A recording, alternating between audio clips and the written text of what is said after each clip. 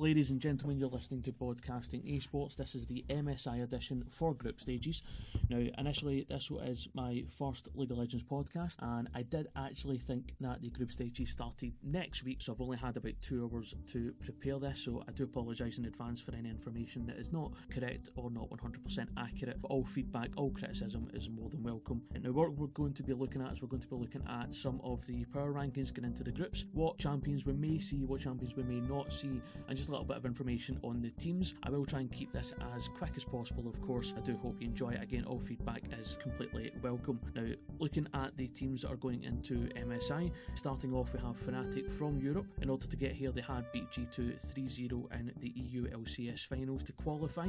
We have Royal Never Give Up from the LPL, who had to beat Edward Gaming 3-1 to qualify. We have EVOS Esports. Now, the way they came through was by beating Supermassive in the play-in knockout stages, and they won that 3-1. We have Kingzone Dragon X, who are the favourites coming from Korea, who qualified by beating Afrika Freaks in the LCK finals to win 3-1. We have Flash Wheels, who have also qualified in the play-in knockout stages.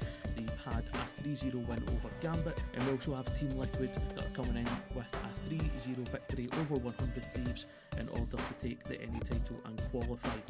Now, looking at teams coming in regards to Fnatic, it is their first EU LCS win in over 2 years. Now, they are coming into MSI with Soaz with an injury. Now, not sure on the situation on whether or not he will be playing.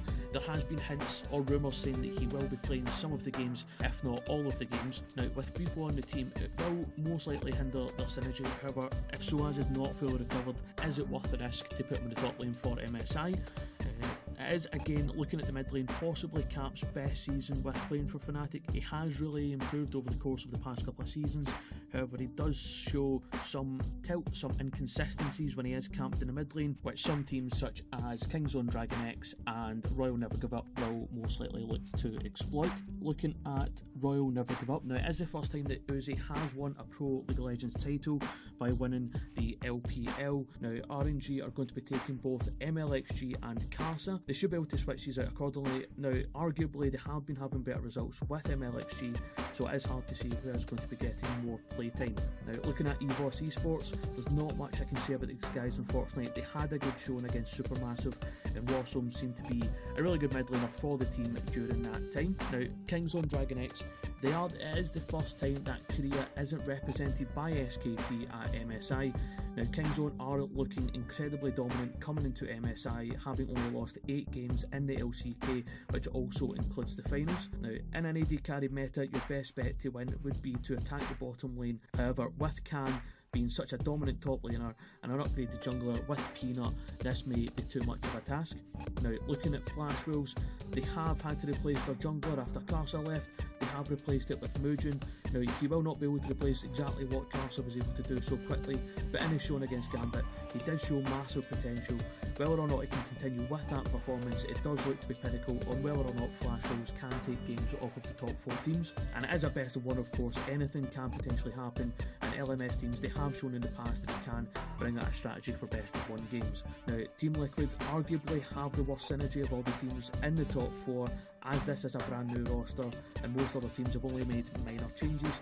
However, Team Liquid did look dominant going through the playoffs. They did look dominant in the NALCS finals, and they will be making sure that they don't allow themselves to have minor mistakes as the likes of RNG and Kingzone. They will be able to attack this much better than your standard NALCS teams. Now, looking at some of the champions that have shown in the play-in stages and some of the champions that we may be looking at essentially going forward for the rest of the tournament. Now, as expected, Kai'Sa is currently sitting at a 100% pick ban rate with a 50% win rate, being only picked in 6 games. Now, since the group stages will consist of Uzi, Prey, Reckless and Doublelift, I do believe that we will see this trend continue. More than likely we will see Kai'Sa banned in the vast majority of games again, if not 100% of the games going forward. Again, next is Gangplank, which is currently sitting at a 96.8% pick ban rate, however has an 87.5% win rate, being picked in 8 games and winning 7 of those games.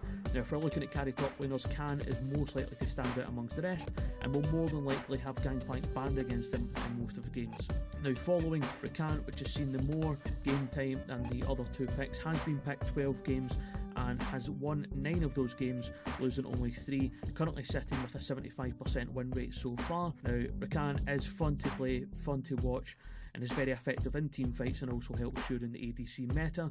Now, we have seen Hylissang from Fnatic being very fond of the champion, so it may be a contested pick in the Fnatic games going forward. Now, a surprising pick that I wasn't expecting to see is Morgana, which is sitting with a 9.3% pick ban rate, however is sitting at a very low win rate of only 36.4%.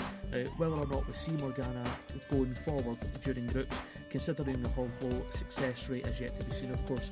Some notable mentions of champions that are currently sitting with a 100% win rate so far in the MSI is currently Sejuani being picked 3 times, LeBlanc and Elise being picked twice, and these champions that have only been picked once but have won their game is consisting of Galio, Karthus, Lulu, Talia, Taric, Ashe, Twisted Fate, Draven, Rammus and Kalista. Looking at the power rankings, I will have to give 6th place to EVOS Esports. Simply we just haven't seen enough of these guys. Now, we haven't seen enough skill to rank them above anyone else in the group stages. They did have a good showing against Supermassive, of course, but it's not enough of a sample size to rate them above the likes of Flash Wolves. At number 5 we do have Flash Wolves. Looking at the World's performance, the LMS seem to have had the worst performance off of the top 5 at MSI. After losing their star jungler, they have replaced him with a promising rookie. However, I do feel that in a best of 1 scenario, the Flash Wolves may be able to take some games off of the top 4, but I do not believe they'll be able to finish in the top 4. Now, in regards to 3rd and 4th place, it is very, very close. However, I have had to base it off of synergy, and I have had to put Team Liquid in 4th place. In terms of skill, I do believe that Team Liquid and Fnatic are very close, but I had to go ahead off of how I believe they're going to synergise during the MSI. Now, Team Liquid, they were very dominant towards the end of the NA LCS. However, they didn't always win early and sometimes had a shaky mid-game. If Team Liquid hadn't shown this, I would have placed them 3rd. However, if these are ironed out, I imagine they will finish above Fnatic, but we have yet to see that despite the dominant 3-0 against 100 Thieves. In 3rd place I do have Fnatic. Now, Fnatic do come into MSI with a strong performance over G2 and their first EU LCS win in over 2 years. Now, they do, however, may or may not be losing Soaz during the MSI group stage. During the games that Bwipo has played, you can tell that there is a presence lost. However, Bwipo was never a liability, but he is also not the main reason that Fnatic has won either of those games. Bwipo has been with the team for some time and seems to have a good out-of-game synergy with the team and does not necessarily have bad synergy in-game. I have chosen Fnatic at 3rd, as if both Fnatic and Team Liquid perform the same way that they both did in their respective finals, I still would have placed Fnatic above Team Liquid. Now, 2nd place, we have Royal Never Give Up. Royal Never Give Up do come into this after winning against Edward Gaming, and Uzi finally winning his first LOL Pro League title in the LPL. Lots of pro players and fans will tell you that Uzi is the best ADC in the world in the game right now. There is a lot of praise shown his way. RNG have had a history of sometimes not playing to their potential in international events, mainly against Korean teams. However, I do believe that they will dominate both Fnatic and Team Liquid, but there is always a possibility for an upset. Now, in the 1st place we do have Kingzone. They are fan favourites coming into the tournament. They have had a dominant showing in the LCK and look to continue this in MSI. Now, you have arguably the best bot lane in the world, followed by one of the best top laners in the world as well. Peanut is a fantastic player who was added to the team, and BDD is a solid mid laner as well. I do believe that most fans, most casters and most players will agree that Kingzone are the major favourites coming into the tournament. If there was anyone I believe that would overtake Kingzone or upset for that 1st place spot, it would be LPL, but as I previously stated, I do believe that everyone believes that Kingzone should be able to take this tournament comfortably, of course. That is my view on the MSI group stages, of course. As I said, it's the first podcast that I have done for League of Legends.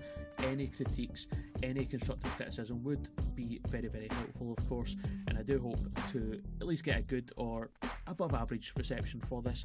I do hope you enjoyed listening to it. As I said, it is only going to be kept very, very short, so it isn't going to be a very long podcast. It's also not a very in-deep podcast, as I did not have a lot of time to prepare. However, if I do make any podcast in the future, I will be making sure to have a longer preparation time, hopefully a higher production value and more appealing to people that are looking to listen. Again, thanks for listening, and I do hope you enjoyed.